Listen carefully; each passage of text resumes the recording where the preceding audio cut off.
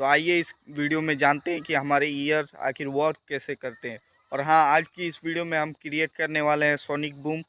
और उससे पहले हमें कुछ कैरेक्टरिस्टिक ऑफ साउंड को भी जानना ज़रूरी है, तो हम उसको भी पहले जान लेंगे, उसके बाद सोनिक बूम को क्रिएट करेंगे। लेट्स सी क्या होता है। मैं एक एक करके सब एक्सप्लेन करके आपको बताऊंगा, समझाऊंगा। तो चलिए वीडियो की ओर बढ़ते हैं, लेकिन आपसे मेरा एक छोटा सा रिक्वेस्ट है कि चैनल को सब्सक्राइब कर देना, वीडियो को लाइक कर देना। तो चलिए वीडियो को शुरू करते हैं। तो अभी मेरे हाथ में एक चाय की कप और उसके सेंटर में जुड़ा हुआ है एक धागा, जो कि डायरेक्ट कनेक्टेड है दूसरा कप से। तो जब उस साइड से आवाज़ आएगी तो इधर सुनाई मिलेगा। आप खुद सुनिए इस साउंड। बोलो बोलो, सब्सक्राइब करो। तो मैं इस वीडियो की सबसे इम्पोर्टेंट बात बोलने जा रहा हूँ, जो कि है कि अब जब साउंड प्रोड्यूस होता है तो हमारा कान कैसे सुन पाता है। तो मैं इस एनिमेशन की मदद से तुम्हें समझाने की कोशिश करूंगा, इसलिए ध्यान से सुनना। जब कोई म्यूजिकल इंस्ट्रूमेंट बजता है तो उससे साउंड वेव प्रोड्यूस होता है, और यही sound wave outer most year से होते हुए डायरेक्ट ईयर कैनल में होता है। और ईयर कैनाल के बीच में एक ईयर ड्रम होता है, जो कि साउंड वेव को वाइब्रेशन में कन्वर्ट करता है। और इस ईयर ड्रम के जस्ट ऊपर 3 छोटे छोटे बोन्स होते हैं, जो कि वाइब्रेशन को कैच करते हैं। और इनका नाम अलग अलग होता है। तो पहले का नाम है मेलियस, और दूसरे का नाम इनकस, और तीसरे का स्टेपिस। ये तीनों बोन्स साउंड को एम्पलीफाई करती है और इंक्रीज करती है, और यहाँ से साउंड डायरेक्ट ट्रेवल करके खोखलिया में जाता है। ये थोड़ा सा दिखने में बिल्कुल स्नेल टाइप का है, लेकिन है नहीं। और इस खोखलिया के अंदर होता है फ्लूइड, जो कि साउंड से वेव बनने लगता है फ्लूइड में। और इस फ्लूइड के नीचे हेयर टाइप का स्ट्रक्चर रहता है, जिसका नाम है हेयर सेल। और इसका काम होता है साउंड वेव को इलेक्ट्रिक सिग्नल में कन्वर्ट करना। और जब फ्लूइड में वेव बनता है तो ये हेयर लाइक स्ट्रक्चर हिलता है, जिसके कारण, और ये हेयर लाइक स्ट्रक्चर जब हिलता है तो यही मूवमेंट के होने से इलेक्ट्रिक सिग्नल बनते हैं। और जब इलेक्ट्रिक सिग्नल बन जाते हैं तो ये आयंस नाम के केमिकल के थ्रू यहाँ पे नीचे आ जाते हैं, और नीचे आके इकट्ठा हो जाते हैं, जिनको हम न्यूरोट्रांसमीटर बोलते हैं। और यही न्यूरोट्रांसमीटर ऑडिटरी नर्व से होते हुए डायरेक्ट ब्रेन में सिग्नल भेज देता है। तो आज हम जानने वाले हैं कैरेक्टरिस्टिक ऑफ साउंड के बारे में। इसकी मेन 3 कैरेक्टरिस्टिक होती है, लाउडनेस, पिच और क्वालिटी। तो सबसे पहले हम जानते हैं लाउडनेस के बारे में।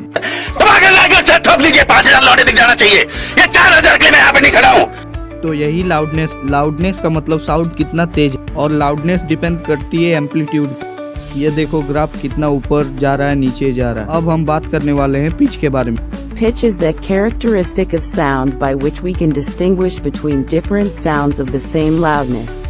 देखो पिच डिपेंड करती है फ्रीक्वेंसी पे। अगर हाई पिच होगी तो आवाज बिल्कुल लड़कियों जैसी आएगी, अगर लो पिच होगी तो आवाज बिल्कुल लड़कों जैसी आएगी, डीप वॉइस। गजब बेइज्जती है, गजब बेइज्जती है। थर्ड है अपना क्वालिटी, जो कि किसी पे डिपेंड नहीं करता। जैसे बांसुरी की धुन देखो कितनी प्यारी होती है, ये क्वालिटी। देखो तबला बजाता है कोई, और कोई गिटार बजाता है, ये ना उनकी क्वालिटी है। और किसी किसी की फटेबाज जैसी आवाज होती है विद कॉल। अब मैं तुम्हें एक स्टेथोस्कोप बना के दिखाने वाला हूँ कि ये वर्क कैसे करता है। उसके बाद हम बढ़ने वाले हैं साउंड पे, सोनिक बूम पे।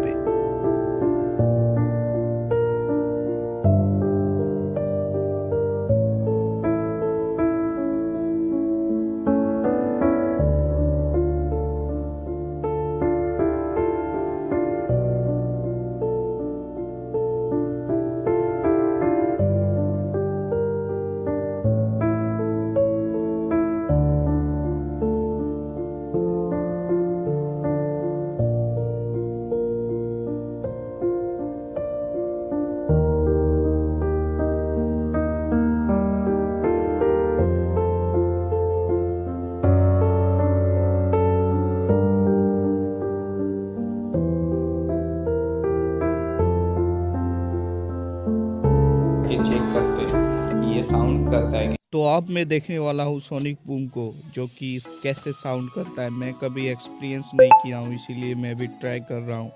लेकिन 50 से ज़्यादा बार ट्राई करने के बाद भी मेरे से नहीं हुआ, और मेरा हाथ लास्ट पे दुखने लगा। फिर भी मैं ट्राई करते गया।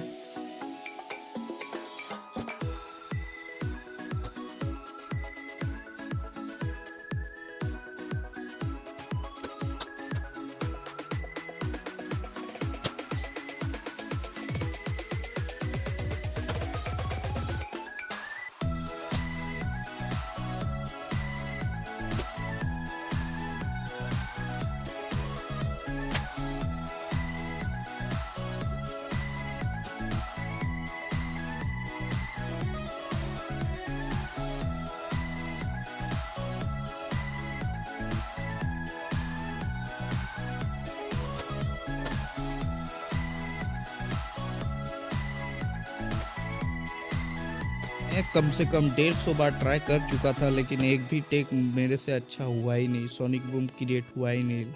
लेकिन फिर आई गॉट इट।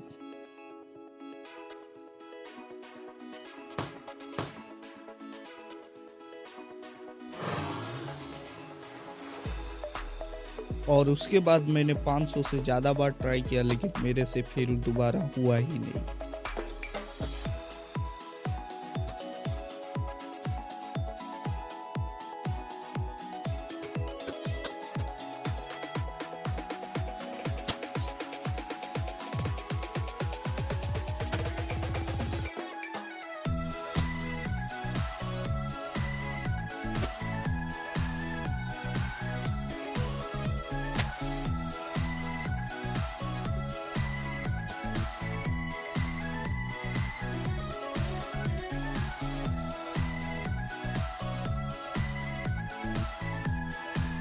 तो चलो फिर इसके पीछे के साइंस को एक्सप्लोर करते हैं। तो आइए इस जेट की मदद से समझते हैं कि आखिर सोनिक बूम बनता कैसे है। तो देखो, जब कोई प्लेन टेक ऑफ होता है तो उसके आगे बहुत सारे जो है एयर मॉलिक्यूल्स आ जाते हैं, तो प्लेन उसको चीरता हुआ जाता है, जिसके कारण शॉकवेव्स बनते हैं और उसी शॉकवेव्स को हम बोलते हैं सोनिक बूम। और ये तभी होता है जब कोई ऑब्जेक्ट साउंड की स्पीड को ब्रेक करता है। तो देखो, ये है कॉन्कॉर्ड प्लेन जो कि 2001 से पहले उड़ता था, लेकिन अब नहीं उड़ता है। और जब ये टेक ऑफ करता था तो पक्का सोनिक बूम बनता था, और जब ये आसमान में उड़ता था तो भी फटा हुआ आवाज़ जैसा करते रहे, जिससे पब्लिक डिस्टर्बेंस होता था। तो आज की इस वीडियो में मेरे पास जितने सवाल थे, हम लोगों के पास जितने सवाल थे, सब हमने जवाब दे दिए। अब मिलते हैं नेक्स्ट वीडियो में किसी नई टॉपिक के साथ में। तब तक के लिए जय हिंद, जय भारत।